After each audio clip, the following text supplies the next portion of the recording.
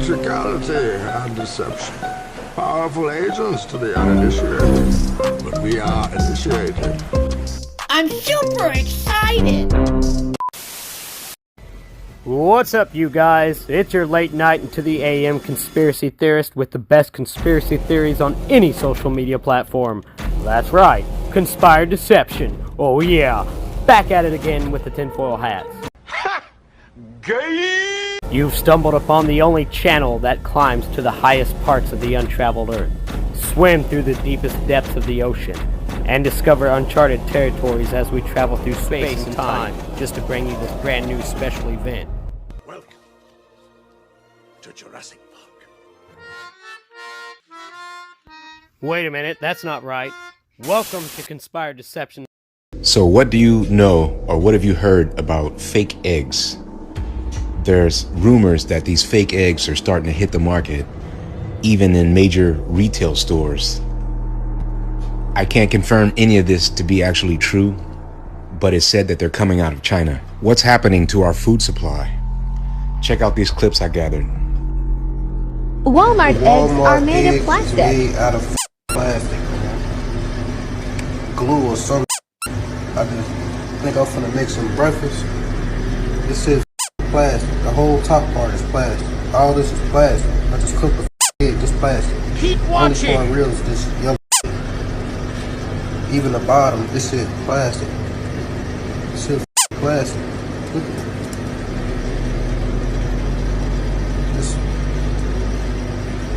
This is plastic.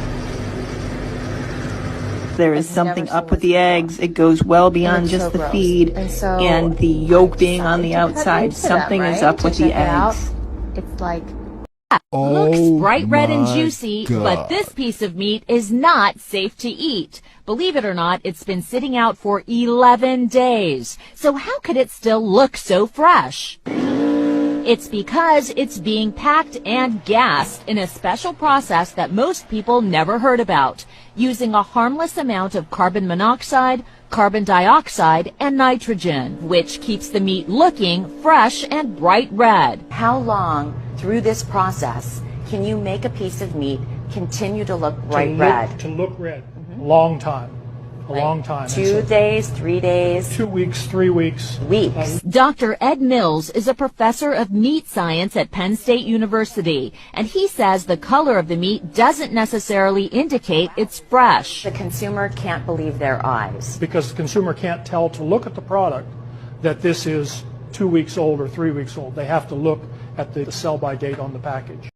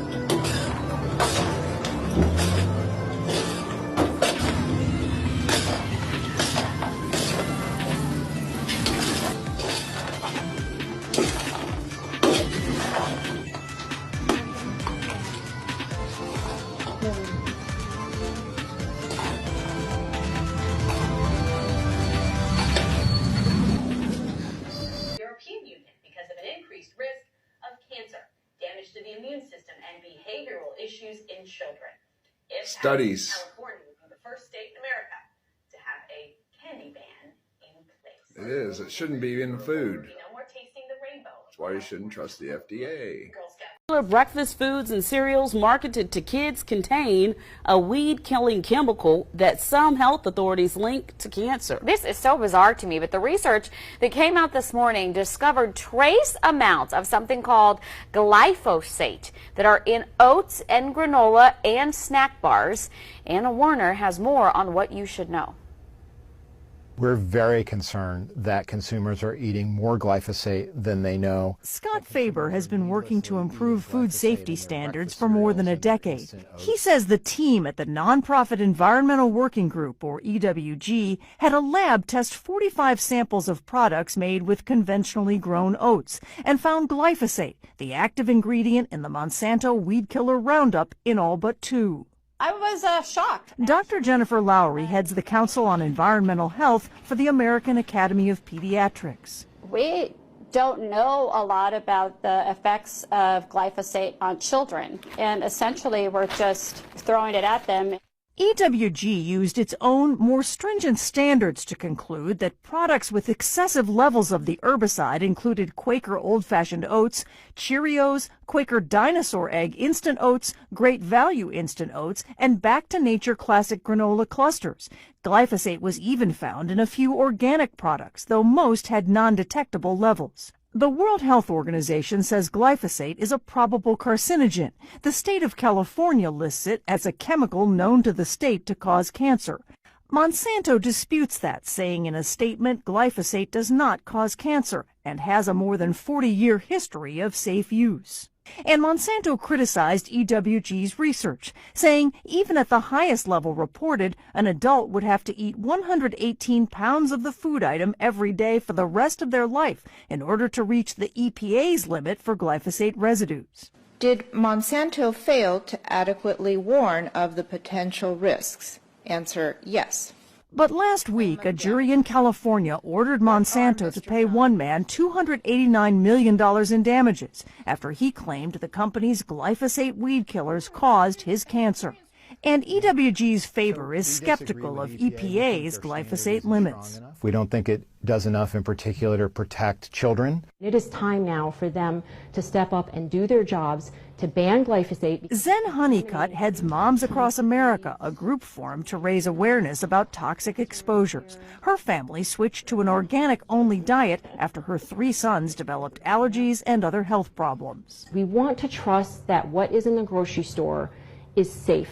And the shocking reality is that in many cases it's not. We reached out to the manufacturers of those products. In a statement, Quaker said, "We proudly stand by the safety and quality of our Quaker products. Any levels of glyphosate that may remain are significantly below any limits of the safety standards set by the EPA and the European Commission as safe for human consumption." And General Mills told us our products are safe and without question they meet regulatory safety levels. The EPA has researched this issue and has set rules that we follow. Anna Warner, CBS.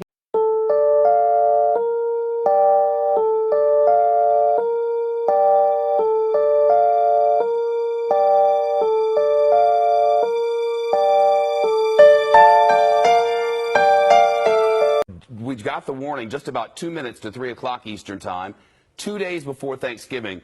The feds are warning romaine lettuce is not safe to eat in any form, and they're being specific. It doesn't matter where or when you bought it. It doesn't matter if it's chopped or whole or part of a salad or even a single leaf on your cheeseburger. It doesn't matter if somebody already ate part of a stash of romaine and didn't get sick at all. Throw it all away and do not consume one bit. It's a pointed and specific warning, in other words, now on the CDC website. Officials there say it's because at least 32 people, at least 32, in 11 different states are very sick with a dangerous type of E. coli. Jonathan Hunt reporting on the latest as we have it. Jonathan? Shep, the alert was just issued an hour ago, dateline 2:30 p.m. Eastern from the CDC, and it is stark in its warnings, saying, quote, CDC is advising that U.S. consumers not eat any romaine lettuce and retailers and restaurants not serve or sell any.